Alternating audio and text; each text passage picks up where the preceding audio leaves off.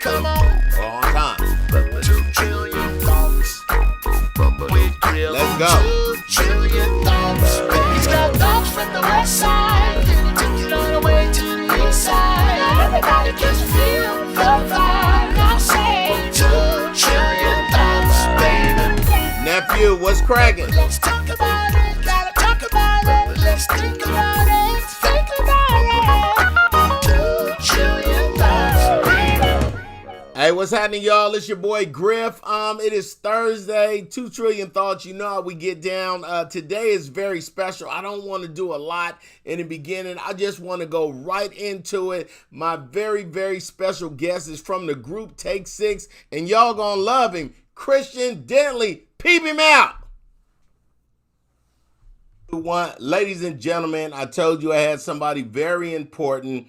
This is my guy from the mega group Take 6, Khristian Dentley. Khristian! What is up, my brother? We in the building, baby. Khristian, let me tell you something, man. Before we go into albums and songs, and you and I were on an IG live last week, and you were going in. Can we kind of continue what you was talking about, dog? We got to pick it up. On the show, dog. We got to pick it up. You were saying, I think the last thing I heard, you was about to show me something. I said, what made you even have this conversation today? And you said, I'm about to show you. And my phone died, dog. I looked at my wife. I was like, I was on vacation. Shouldn't have been online anyway. But I was like, my homie was on and he was spitting truth. Like everybody was on there too. You was like, hey, dog. But man, you killing it today. I was on a rooftop, dog. Rooftop in Miami. That's right. What were you about to show me though? So I was getting ready to show you. I had hit pause on my TV screen because I was literally had jumped on Netflix and was watching this. I was 9 minutes and 50 seconds into this series called All American. Mm-hmm. And in that first 9 minutes and 50 seconds, bro, that's where all of that came from. Wow. Because my man, for people who are not familiar with the series, you got your dude in high school that's playing for, was it South Crenshaw or something like that? He from South Crenshaw, and then he went to Beverly Hills. The whole season, the series is just how he gotta live in both worlds. But the very first episode that I saw was obviously the first one, the pilot, I guess. And he had the opportunity to go to Beverly Hills, and he was like, "Nah, that's not for me. That ain't for me." And I was like, "Man, how many times do we pray and ask God, or put our dream wall together, our vision board together, and all this other kind of stuff that we're told to do, and we pray for these things, we whatever, but then the opportunity comes and we're like, nah, that's not me. Nah, that's and don't even recognize it for what it actually is." Wow. So when I saw that, I was like, man, I've seen that in my own life. And I've seen the adverse where I actually take risk, which is one of the things I was talking about too, because Dave Cos was coming to town. Yes. That particular Sunday, which was the 1st of August. Okay. And so there's a difference between an opportunity and a perk. So I've known Dave for years. We were tripping about how long we've known each other. I have to imagine. And I was like, when I saw that he was coming to Orlando, I grabbed my phone and I was getting ready to text him, be like, "Yo, man, you coming to the city?" Because he always hooks me up with tickets. I was like, "Man, I'd love to come to the show." But before I finished texting that up, I was like, you know what? Nah, I've got a video production company that I run, that I own, right? So I'm like, why not create an opportunity for myself? And instead of asking for the perk, ask for an opportunity to do some work for free, pro bono. And I came in, dude, the content that I got out of that particular concert that they did in Orlando at the Dr. Phillips Center, that we could start a TV show. We could start our own behind the scenes show about this tour. So I was basically just sharing with the people, man, just not to get so much discouraged about, the thing that I prayed for didn't show up. Well, maybe it did. You just didn't know what to look for. Boy, dog, I was so caught up in that conversation because I was just talking to my wife how, in Miami, looking at the sunset, Right. the beach, and all that, just how you miss these opportunities because of fear. You know what I'm saying? Just Phew. because of mere fear, and we can make it as simple as, I ain't getting on no plane because I heard, in they be fighting on planes. That's what somebody told me the other day. Yeah, I ain't flying nowhere because they be fighting on planes. What? I said, here's what's absurd about your statement. I've been flying easily for 35 years. I ain't seen one fight. I saw a fight that was so good the other day online. I was like, where are they fighting at? Like, I'm Where is between this all these happening? airlines. Clearly, this is not Delta. Clearly. You understand me? Delta won't leave. I heard the captain say a bunch of times on Delta, like, we not going nowhere till the person put their seatbelt on in the beat. You know what I'm saying? Like, we not going to stretch this out. But we could talk about people forever. I want to ask you casually. I'll give you three. Who are your top three groups in music? I won't even just say R&B or just period. I will have to say, number one goes without saying for your boy, and that's Commission. Woo! Commission is at the top of the food chain. And I think for a couple of reasons. Number one, when I was a kid, man, my parents pastored in South Carolina, right? And so there was something about Commission. Every record that came out, that was in the days of the liner notes, right? So, I mean, reading every lyric, looking at every musician's name, the mixing engineers, where they recorded. I mean, just, dude, it was everything. The dedication. Everything. I mean, we looked to see who was the runner going to get lunch for him in the studio. I mean, I wanted to know everything. So Commission was number one, man. Number two, it's funny, man, because being in this particular, I should have saved this one for last, but being in Take Six is just something otherworldly, bro. That is, I remember the first time I heard a Take Six tune, man. And actually, of course, it was Spread Love, but I wasn't hip to game at that time. Right. It was actually on the Handel's Messiah record, "Oh Thou That Tellest Good Tidings to Zion." That was the but Stevie Wonder. Oh my God, dude.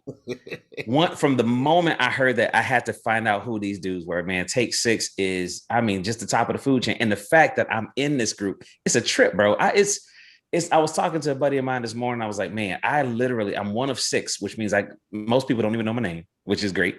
I get to come back to Orlando and just be Khristian. You know what I mean? But yeah, I get to admire this group and be in it at the same time. So that's Take Six all day long. I would have to also give it the Boys II Men. Yeah. Boys II Men got me more potential girlfriends than... Because back in the day, close your eyes, man, make a wish, dude. These dudes, they were like the boy band for Black people that was cool. You know what I'm saying? We wasn't, I mean, there's of course dating myself with New Kids on the Block and NSYNC, Backstreet Boys, but even before Blackstreet for me was Boys II Men, bro, and that's. Those three: Commission, Take Six, Boys II Men. I just watched a whole thing on Netflix called The Boys II Men Effect, and how right after Boys II Men, all these white pop groups came out, all them ones you just named. Wow. And they were all trying to reach that Boys II Men status because they crossed over so quick. It was crazy because in 1989, I was in the military in basic training, AIT, and I was it was a young lady who went to the Philadelphia School of Arts with them and had nothing but pictures and, yearbook. And we was like, oh, she not like the album had just came out, Motown Philly. And we was like, shut up. When they sent her yearbook and it was her and all, we was like, oh, you really know? Oh, you know them. But let me go back to Commission. Number one, your top two songs from Commission. Why are you doing this to me, bro?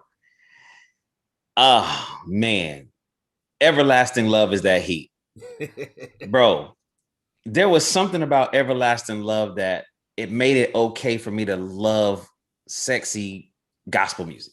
Yes. That joint right there. That's good. It was, bro. Everlasting Love was sexy, bro. I ain't gonna lie. The love of God. What? Come on. Dude. And then when they went to that, oh, dude, something about that tune just did it for me, right? Man, and I would have to say this is a toss-up between on number 2, the second one. Okay, I'll give you 3. I'll give you 3 too. I'll give you 3. Give me 3. Okay. Because Love is the Way from their from that Matters of the Heart record. Woo! The way that Chucky Booker produced that song was something otherworldly, bro. Listen. Dude, between that one, this is why it's a toss-up between that one and the next one. You what? You Can Always Come Home, bro. To this day, I don't care what I'm doing. If I hear any one of them tunes, I'm in immediately. So yeah, I'm in. It's so funny for me. Hold on, my wife is leaving and she just sent me a letter. I love being the queen in your life because you teach me so much about life. Let your boy know that I'm a fan and they got me through early 2000s, early 20s. How about that? Love you too, babe. Oh man, I appreciate that too. It's the little things. It's the little things. Sent you a note. So let's talk about okay, so we talked about commission, Boys and Men. Now let's talk about Take 6. So I'll tell you my Take 6 everything. In 1988, I'm a senior in high school. My dad still has a record player going to CDs. You remember? Yep. Yep. You remember like they was Tower Records and all Tower Records. Stuff. What? Yeah. So it was really weird. My dad bought these 2 albums, NWA, Straight Outta Compton, and Take 6. Wow. And it's so opposite. You know what I'm saying? And polar that opposites. Dog. Gold Mine, Spread Love, If We Ever, He Never Sleeps. I mean, dog. Yeah. I never heard gospel so meaningful, and I never heard it so artistic. That's what it was. So we do these things on the morning show called the E and G, Erica and Griff's True Hollywood Bible Stories, and we basically find these Bible stories, and Erica might be Jesus and I might be Matthew, and we just do. But I got it from Take 6 because the way they broke down Mary and the way they made it so fun. They talked about David and it was David and Goliath, yeah. The David and Goliath is where I truly got the E&G True Hollywood Bible Stories from. It was I saw it so clear in my mind. Wow. I believed it in my heart how they championed them even when they went low. Then little David got that, you know what I'm saying? Like, but it was the acapella. It was the remember in the 80s, it was all about the music. It was all about keyboards. They was just going real hard with the synthesizers. Yep. You know what I'm saying? So it was really big band. And here comes this group with no band, straight voices. And I remember hipping everybody in basic training in AIT to Take 6 when we had long days. Wow. We would listen to that album, man. And when you think of that album in 1988, and now you are part of this group who, I mean, I can't wait to hear your stories about the orchestra halls. And I ain't never seen Take 6 at no small spots, dog. like I ain't that, and you know, and here go the bad part. And I told you when I asked you last time before COVID, I never seen Take 6 live.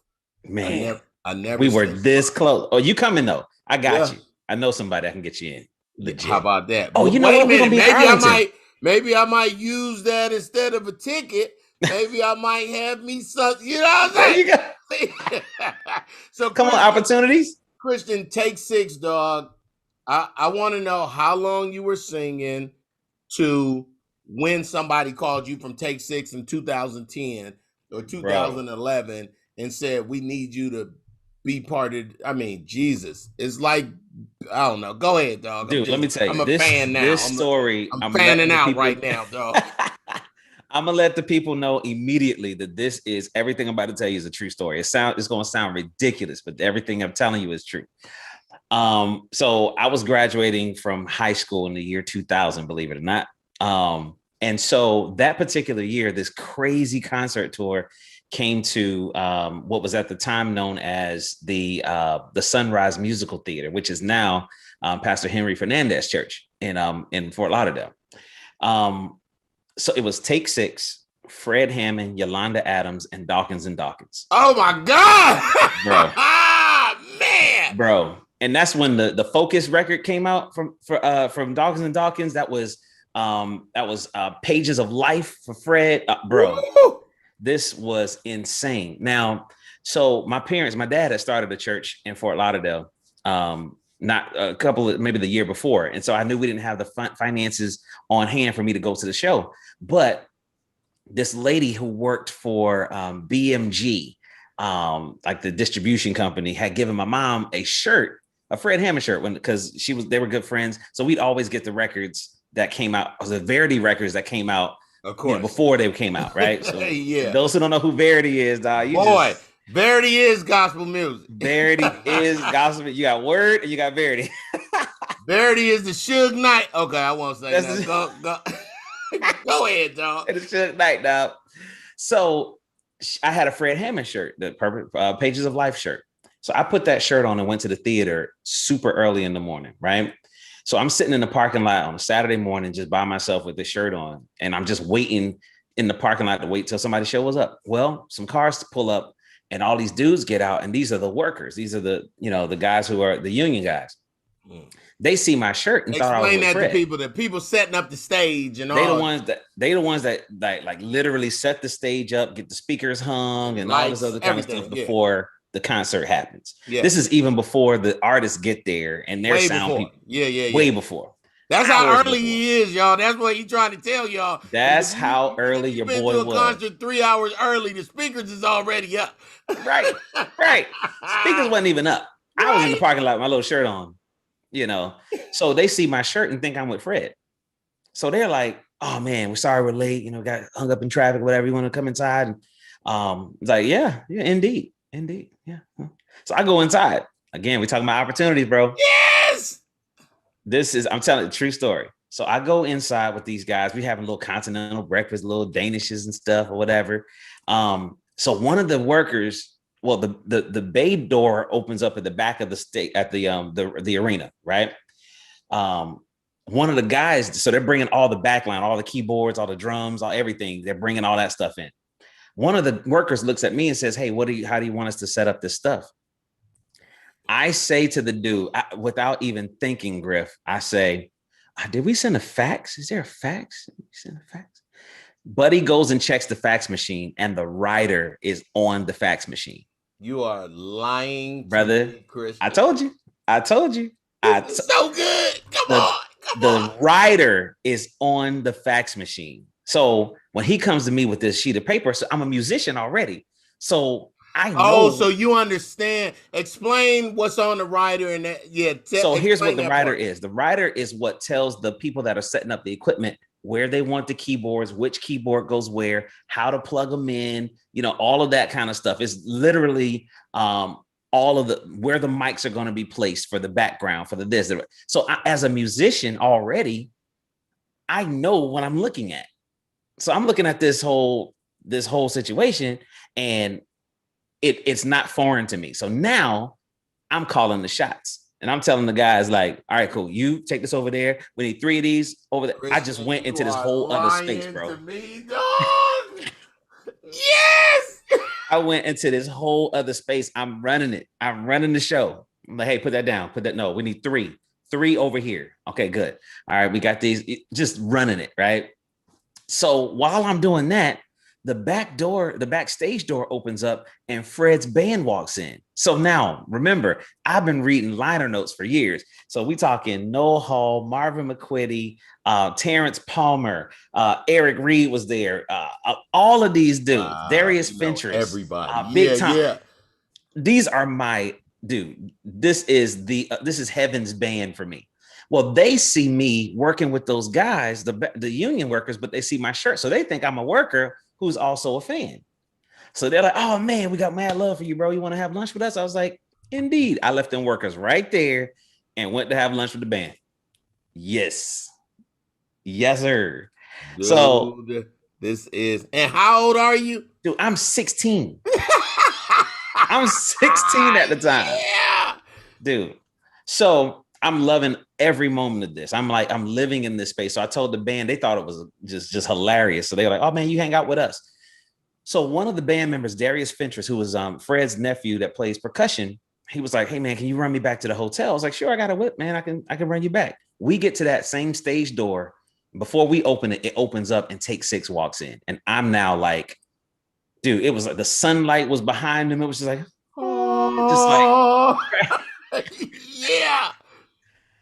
So I say to him, bro, man, do you mind if I just, he said, no sweat. I'll just take a cab back to the hotel, man. Just enjoy yourself. I stick out my hand and shake Mark Kibble's hand. And from that moment, we became dudes, right? So that was like, I was shadowing him the whole time. I'm literally sitting on the stage while they're sound checking the Oh Mary Don't You Weep. I remember I'm just sitting there looking like, this is insane. This is insane. So after they finished sound check, I remember like the concert had started and I'm sitting on like all of the, like those big crates on the side of backstage. Let me ask you, did someone come and give you like, hey, you've been here all day. You ain't got no credentials here. Wear these. Or you, nothing. Or just nothing, on the side of the stage like you were. I was just in there, bro, like swimwear, like legit. I'm sitting on the crates and Mark Kibble is sitting to my left. The stage is over to my left. So we're just sitting down because they had already done their thing. The concert was ridiculous. Of course. Mark, I asked him, man, do you mind if I can keep in touch with you? So he gave me his email address. I was like, man, I appreciate that.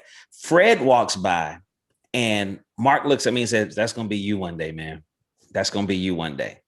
I was like, man, and I never forgot that. I took that to heart. When Fred goes on stage, he's doing his thing. He's killing it. Somebody comes and taps me on my shoulder and is like, it's one of the union workers. And he said, hey man, our boss wants to see you. Like, oh. The jig is up, dog. So suddenly dude who was calling the shots. Now I'm speaking all quiet hush tones. Okay. He want me right now. Or is it, can I finish Bro, the song? I go into this dude's office. He says, about halfway through the show, we recognized that you weren't with anybody here. I was like, yes, sir.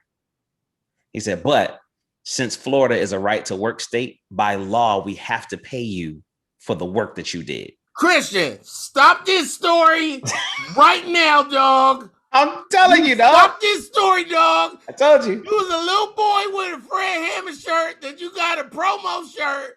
You went early with the band. And now they're about to give you some bread after you.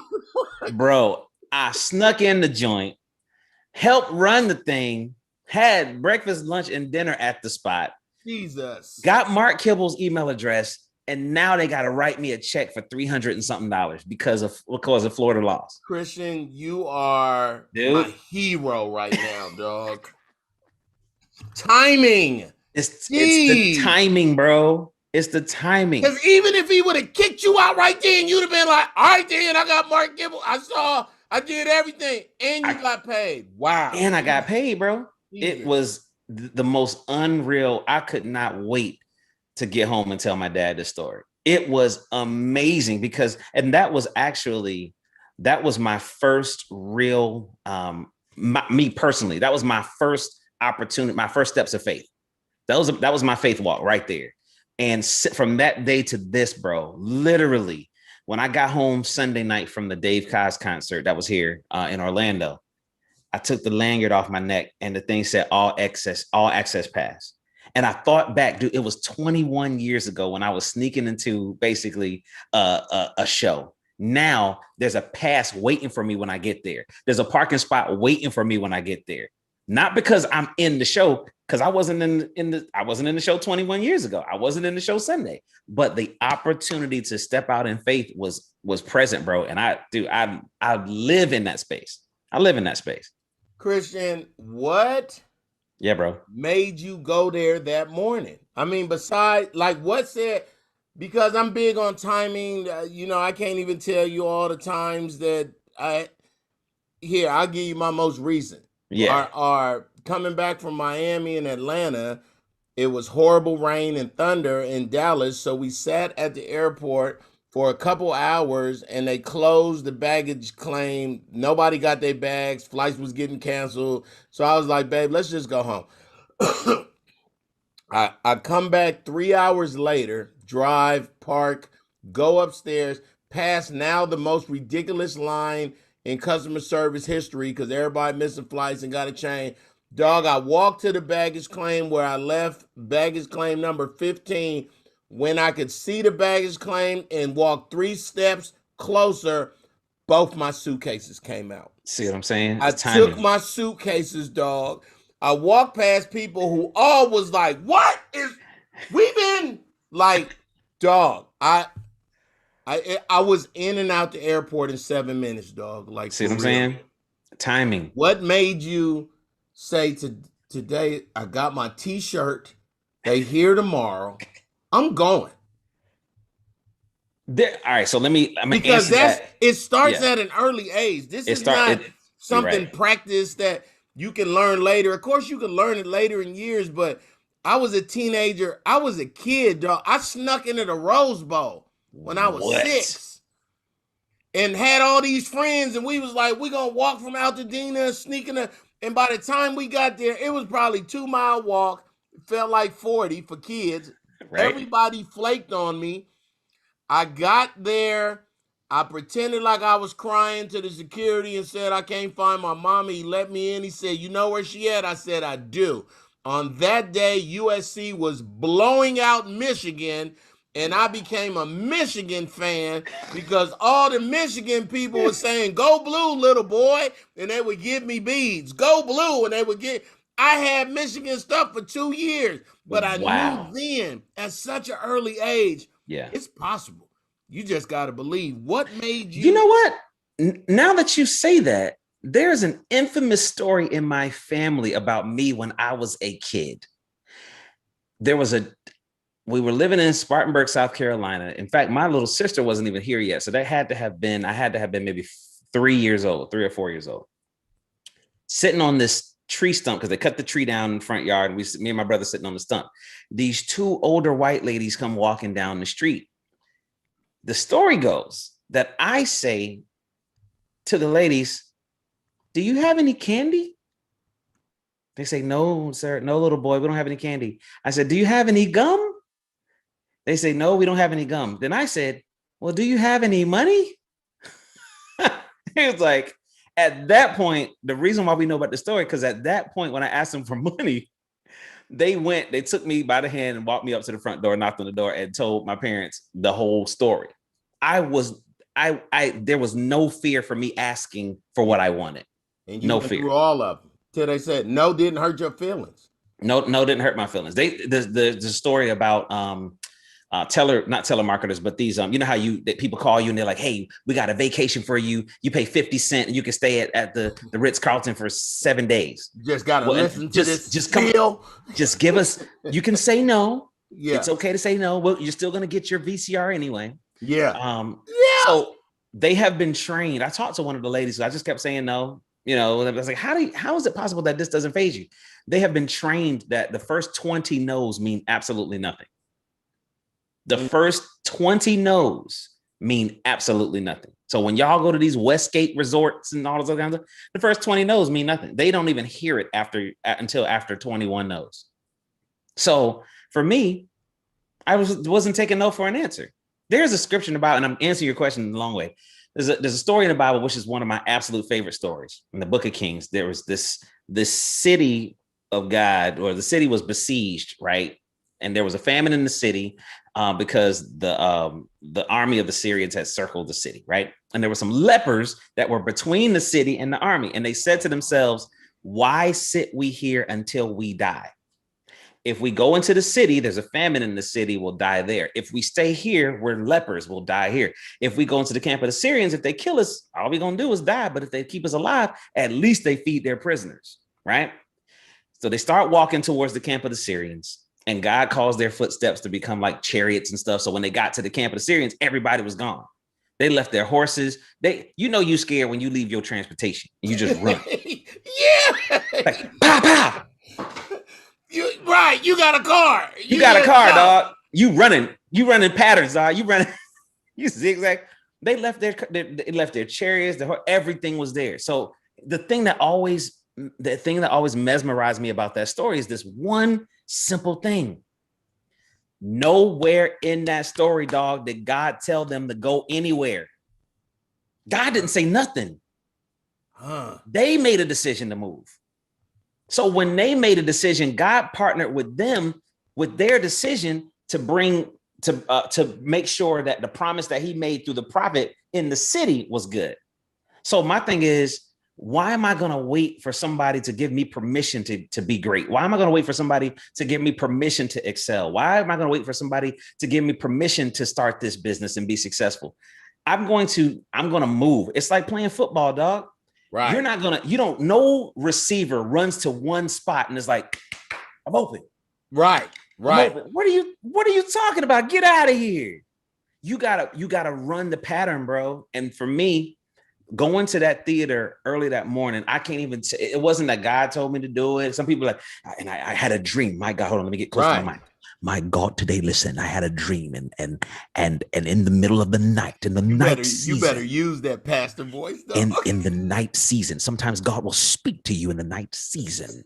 My God, watch this. And I was looking through my lattice. My God, you don't even know what that is. I was looking through my lattice. And God said, get thee up and go thou. Yes. Like God speaks in Elizabethan. Go thou in Thor voice, in Thor daddy voice. Right. None of that happened, bro. We like to over spiritualize stuff, man. And we honestly do. And we've been taught to do that because, testimony service, everything was either God or the devil. It wasn't that you just ran over a nail and your tire got flat. It was the devil poked his finger in your tire. The enemy, let me tell you something. I believe the devil should show up sometimes and go, I wasn't even in your house. I was in Albuquerque. Don't be lying on me. You lying? Your wife? You cheating on your wife. They don't have. I'm trying. You saw that? I got murders in cities.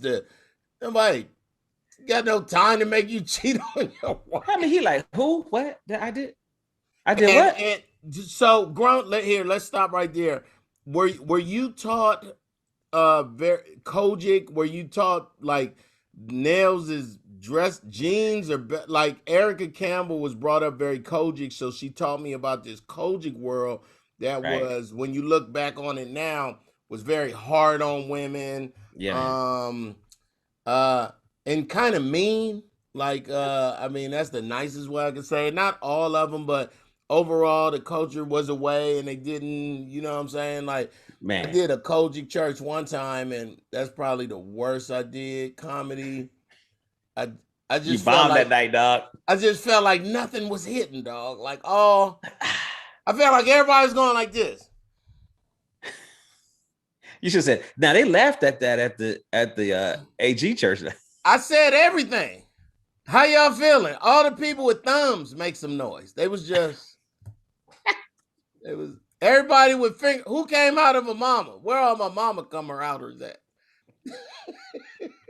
Was church mean to you when you? Not at all, bro. It was the exact opposite. So we grew up in non-denominational. It was a non-denominational church, and we were big in like the word of faith movement, which is probably one of the reasons why I got it like I got it, because it was Kenneth Hagin, Kenneth Copeland, Jerry Savelle, all of these dudes, which are like what people would call the evangelicals now.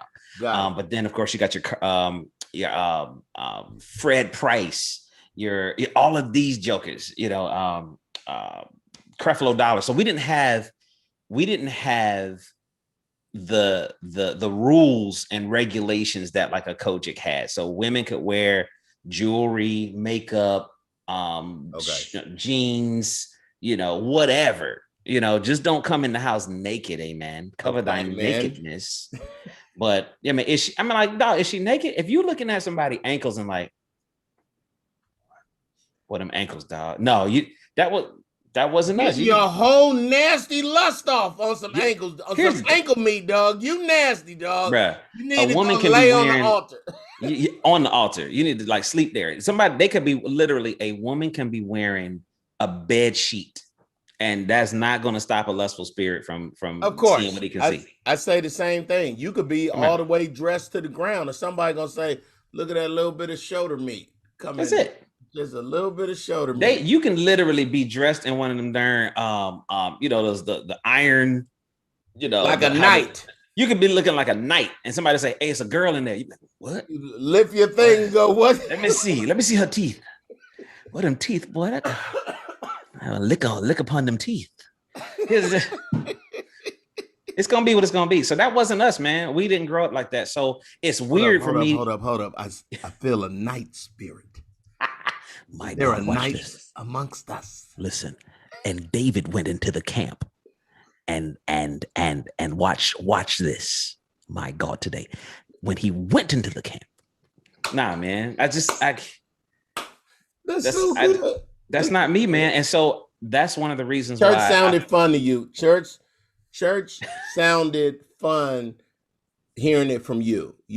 I heard just a lot of, I'm really new to this genre since maybe 2007. I started at the regular clubs. I was cussing. I was, and I just asked God to give me something different.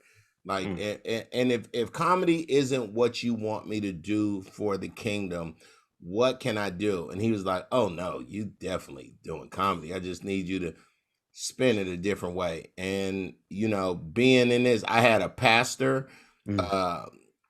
Jesse Kearney III at New Mercies. My pastor allowed me to do comedy. Like we had a church that was fun. Like we had a great youth ministry for my kids. And I think we celebrating 20 years, 20 years next year.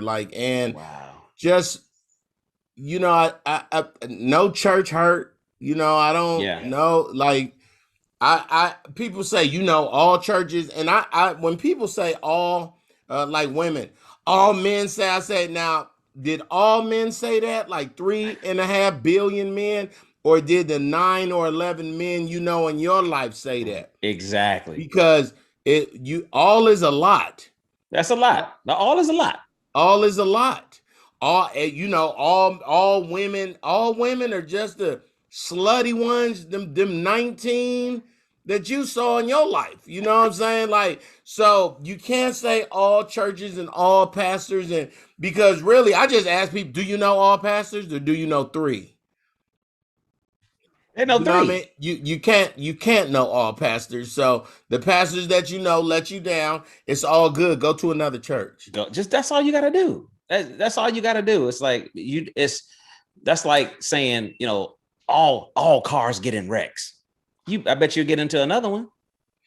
Listen, because it ain't you, it's someone else hitting you. You don't leave the house and say, watch me crash somebody today. Right. I'm a tear that. Ooh, that rear end up. I wish a bumper would. Hey, Khristian, what's the biggest crowd you've seen with Take 6? Biggest crowd I've seen with Take 6 easily. At the when we sang with Stevie Wonder at the when President Barack Obama accepted his nomination for presidency.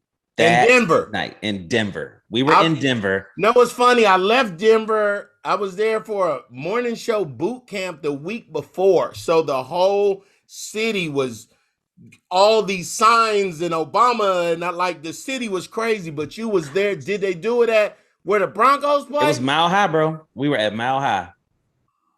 And so you already know that all of the stadium seats are full. Yeah. But now you got the whole thing on the bottom. I'll never forget looking up and seeing from where we were all the way up to the very top, and these jokers with these huge AKs, dog. They was like, they weren't playing no games, bro. Wish somebody would.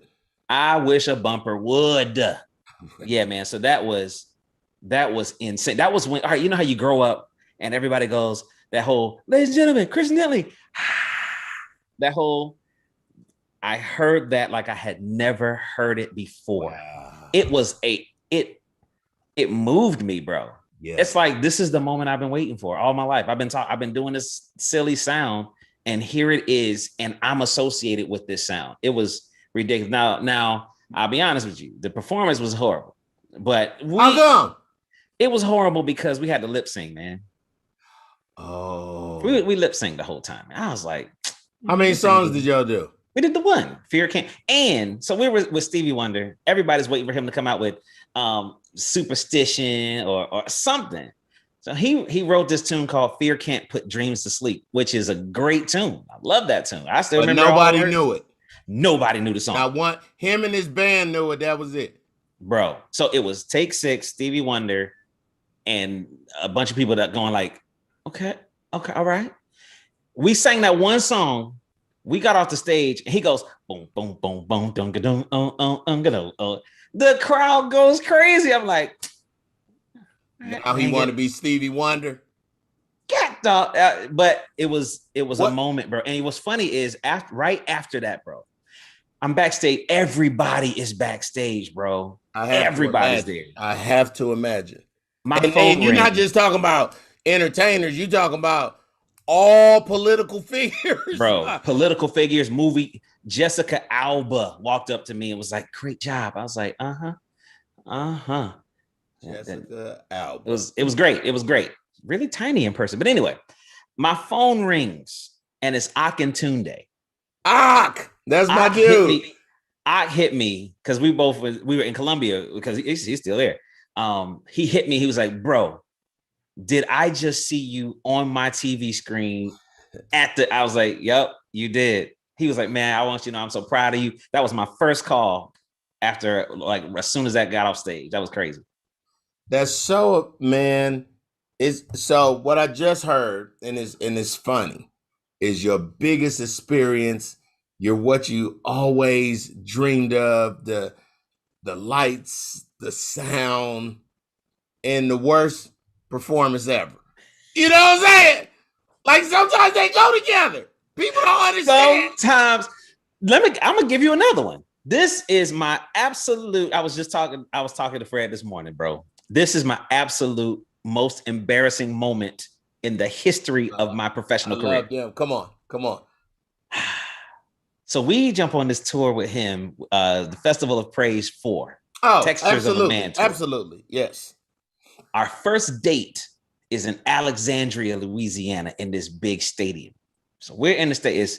Is Fred Hammond, Charles Jenkins, Donnie McClurkin, James Fortune, and Take 6. But it's kind of like it's a concert and a skit because we were after strengthening marriages. That was the whole purpose of. No, I remember the Festival of Praise. If y'all don't remember, Fred has a very unique mind where he's just not about singing. He likes to bring the audience together. He has sketches in between, comedians, stuff like that. Yeah, okay, got it. So, bro, we get to this one part in the middle of the concert. And of course, people don't know what to expect. And technically, we don't either because we've been performing it. We've been doing it at the Warehouse in Dallas. So it's like it's all gravy for us, but we haven't done it in front of the folks. But I like to say the Warehouse in Dallas rehearsals are always awesome because it's full blown Festival of Praise stuff. Oh, it's production. It's the whole thing. I've been there so many times, and I'm like, I just saw the concert. I don't need to go. I don't need to go. I'm good. Yeah. We on this doggone stage, and Fred, we got this one part where we getting ready to go into this Bruno Mars situation, right? Yeah. We had changed the words. What's the name of that song? Too Hot? Yes, ma'am. All that kind of stuff. We doing it all.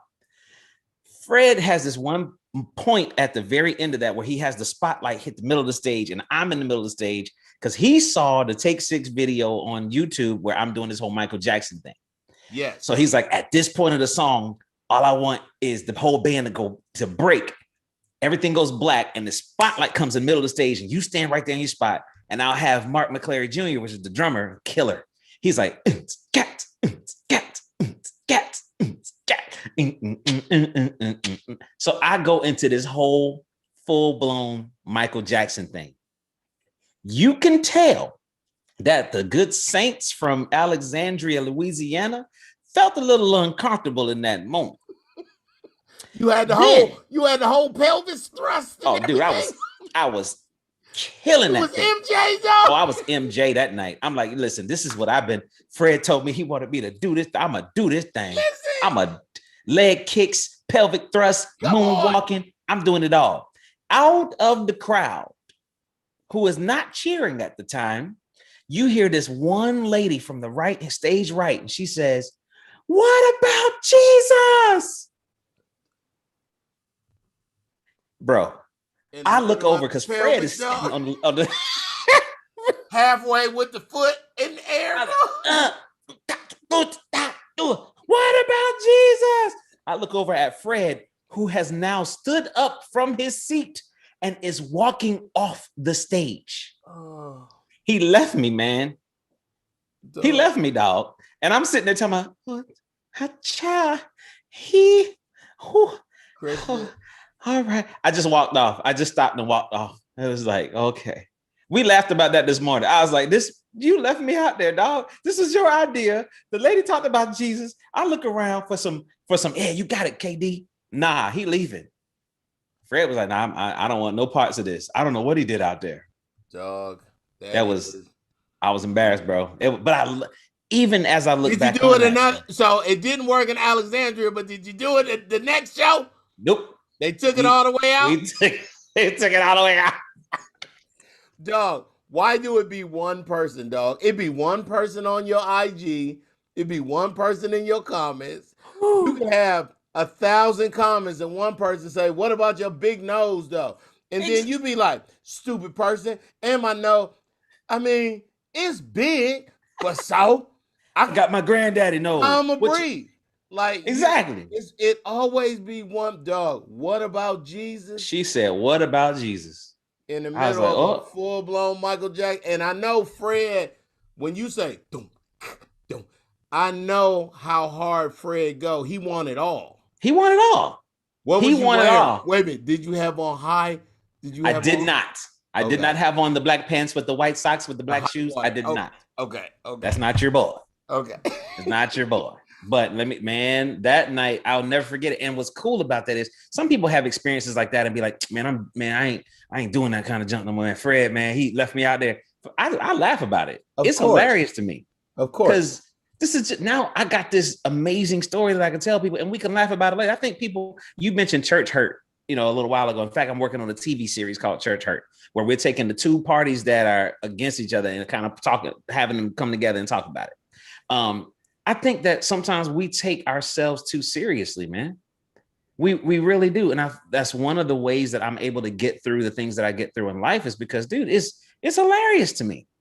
This is life. And I'd rather go through it. And plus, you know how much Fred played too much. He played too much, bro. Did Fred leave? Okay, so visually, I've been to a bunch of festivals and pray. Did he? And I know how he sit on the stool and he kind of watch everything. He's sitting on the stool. Happen. So when she said that, did he just? It was like he was like, all right, that's what it was. That's what it was. But he did it because it ain't had nothing to do with him. He was saying, "Oh, that's Khristian out there." I don't know what he doing. Let me go back here and see if we can. Dog, I'm calling Fred as soon as I hang up with you. That junk was the funniest ever. But I loved it, man. Because here's the deal, bro. Don't forget, I'm a huge Commission fan. Right. Oh, so yeah, go back to 16. Absolutely. I'm going even further than that. I'm 6. I'm 8 years old. I'm singing this dude's stuff line for line, and now I'm in the show with this guy. Of course. So It's I don't it's care. 1,000 wins for you, dog. It's 1,000 wins. The reason why I'm even here, a part of this group, is because of his concert that came to Orlando. Dog. I mean, to Fort Lauderdale. That's dog, the only reason why I'm here. Let me tell you that. Let me tell you something, dog. That story, it's gonna be a second before I hear somebody like that's just beyond great. So look, hold on. Let's go back to that story. For the people that's just tuning in, you see his name is right here, Khristian KD. Big homie. So they write you a check. Write me a check. Did they make you leave the concert, or did they say, now help us put this stuff away at the end? Oh no, I wasn't staying helping to put nothing nowhere. I was with the check crew. And dipped. I got the check. I went back and enjoyed the concert, and as soon as it was finished, I rolled out. You my hero, dog. You my favorite 16-year-old, dog. What's the point of staying? I got what I came for, and then some. What'd you do The fact with that the they money? let me in the room? What'd you do with the money? And I took the money. I cashed that check too. Bank of America. What'd I do with it? Probably something stupid. Of course. I was 16. It was your extra stupid money. Exactly. Extra stupid. I just had more money to be stupid with. Listen, Khristian, this is being a Take Six fan and being a friend of yours, like being a commission fan. And I mean, I got ordered steps on my arm. Wow. I'm that commission. You understand me? I got a bite. I think something bit me right there. You stupid. And then he gonna try to let the camera focus. I gotta focus on it. You gotta focus. No, it ain't even gonna focus, dog. Bite ain't big enough, dog. It ain't even gonna. He really tried. That is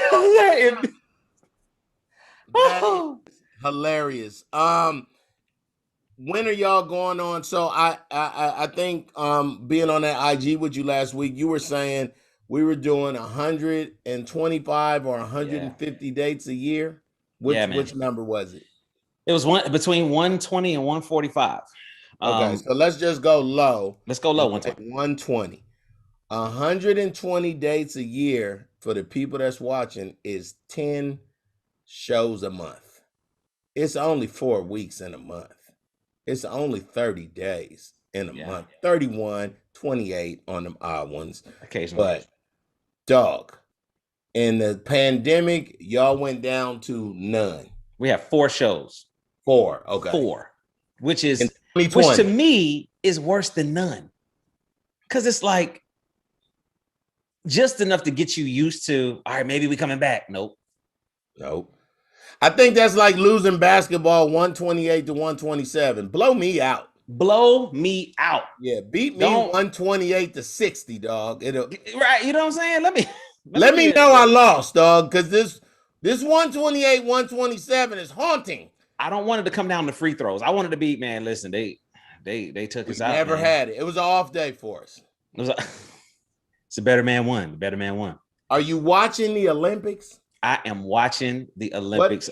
What's your favorite random dumb sport? Because I watch China table tennis versus Japan.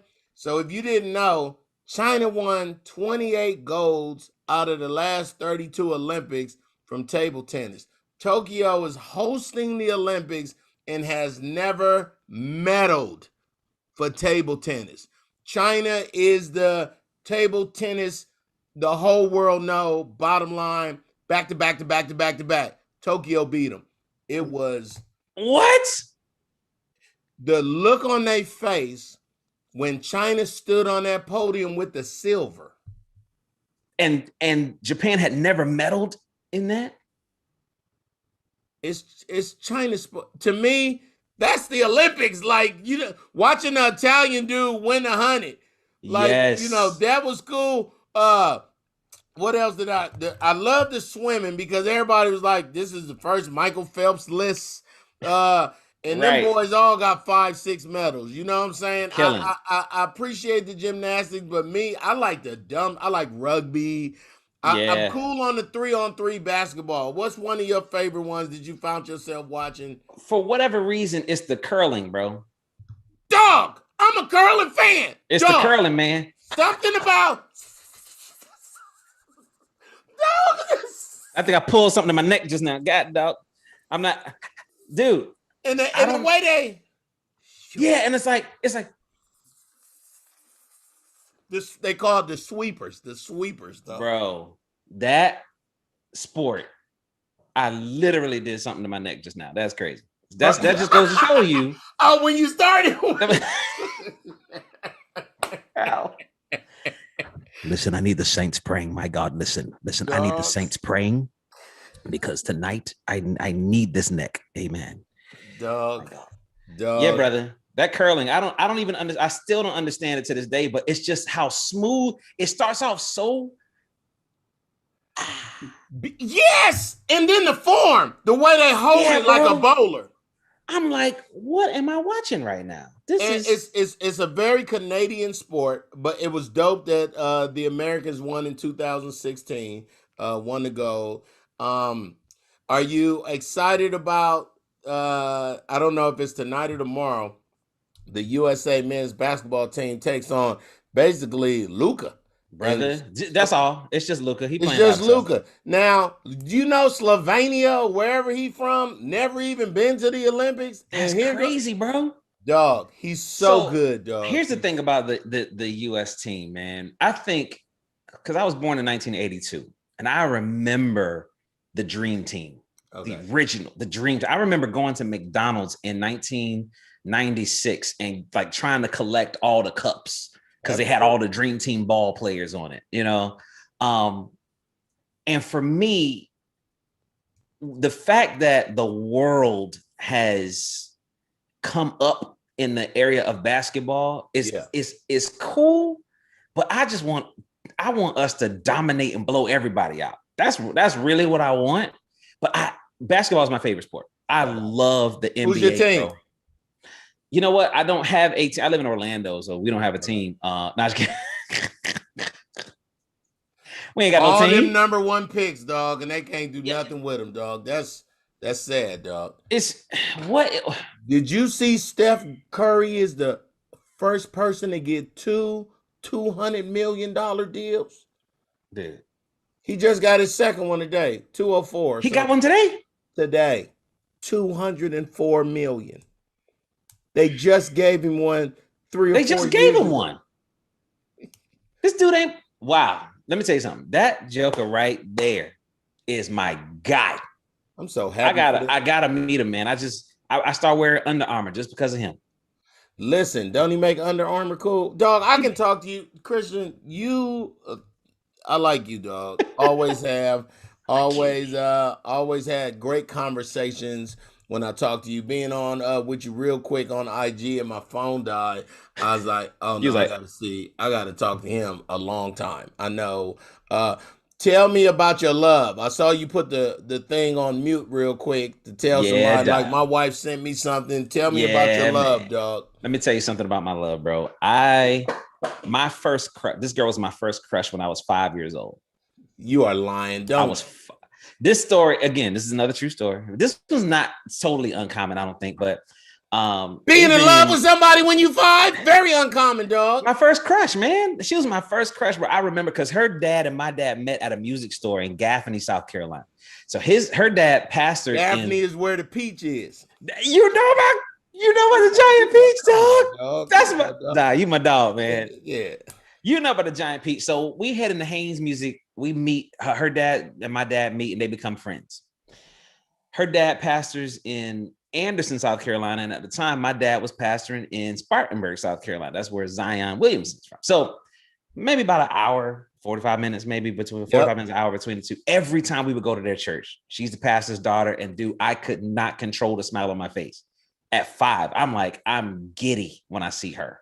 I'm like, I cannot, like, I'm playing keyboard like, what's wrong with Jesus? Wait a minute, you was playing keyboard when you was 5, dog? 7. I was 7. I met her at 7. I started playing keyboard. I met her at 5. Started playing keyboard when I was 7 in the church. You know, and so now I'm like, right, swagger with you. Couldn't do it. But see, here's the thing. When I was 5, she was 9, so she's 4 years older than me. So we grew up like going to their youth things, and they're coming to our youth things. We had outdoor services and stuff. So we're spending a lot of time together, but she's you know, I'm 10, she's 14. That don't even, I mean, she's not even High school, 5th grade. nah, Ninth can't grade, work. 5th grade. Yeah. This can't work. So I had to put her in the cis category. And so because we were spending so much time in each other's presence, and I knew I figured that was never going to happen, I had put her in the cis category. So all these years went by, and I ended up getting engaged to this other young lady when I was living in Fort Lauderdale.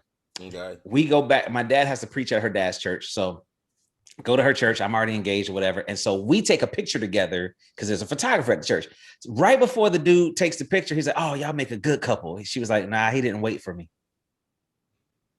And now it comes out. I'm like, wait, what? Wait for you. I've always loved you, girl. She's like, "Well, I guess we'll never know." Huh. So I talked to my dad about this moment because I'm messed up in my head, bro. Yeah, this is you know, since he was 5. She casually says he ain't wait for me. And now you telling me there's a shot, or there was a shot, or is there a shot? So I'm talking to my dad about it, and he said, "Son, you got to understand, man. Sometimes women say things just to see how you'll react, but it might not be, you know, anything there." Right. Like, all right, I'll just chalk it up as that. Ended up marrying this other girl. Right. Ended up divorcing this other girl. Right. Of course.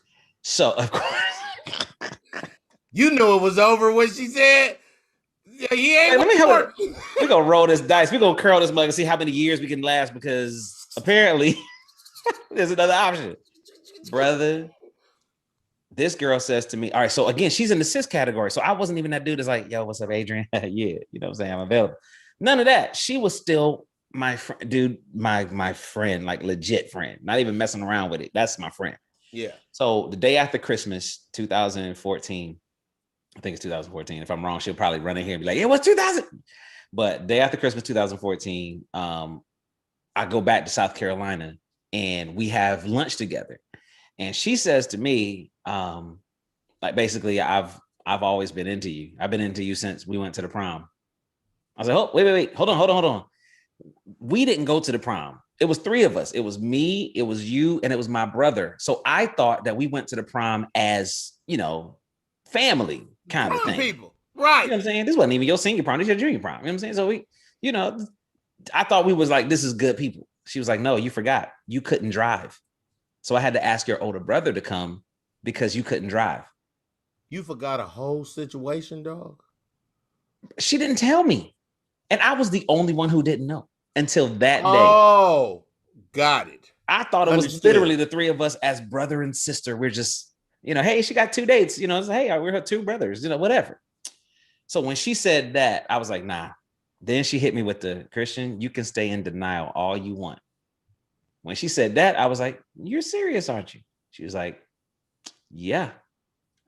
And we been, I was about to say, we've been knocking it out ever since, but that's what.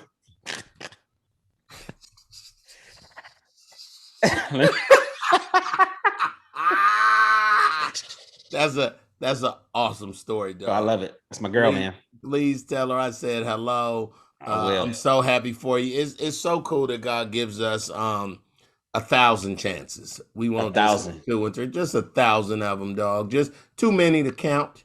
Just too many to count. But when it's right, it's always right. You know what I mean?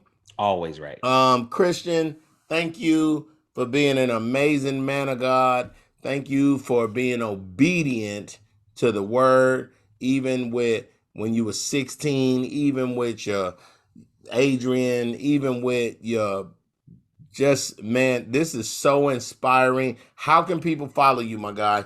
Go to @DentleyBoy I almost gave you my email address. That's funny. Felt that. You felt that it was coming out. It was on the way. Beep in it like you cussed. Beep.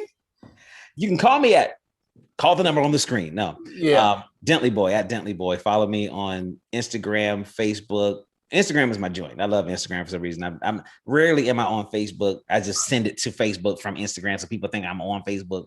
But like, that's me, man. And I love to interact with the people. I don't even call them fans, man, because like literally there are people all over this world that just they think that because I'm on stage or whatever, that I'm like this, man, he's a star. Dude, I am a dude. I'm a guy who loves life.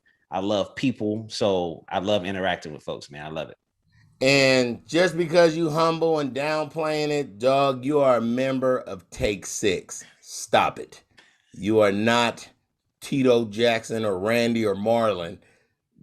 Don't, yeah, you know, we just in this group called the Jackson Five. It ain't no, you see what happened last time you did, Michael. Yeah, see what happens? See what happens? Khristian, I love you, man. Thank you Man, so love you too, much. brother. Thank you for your time. Please tell your people I said hello, and thanks Yes, for being sir. awesome, my guy. My guy. Take care. Love you, dog. Love you too, man.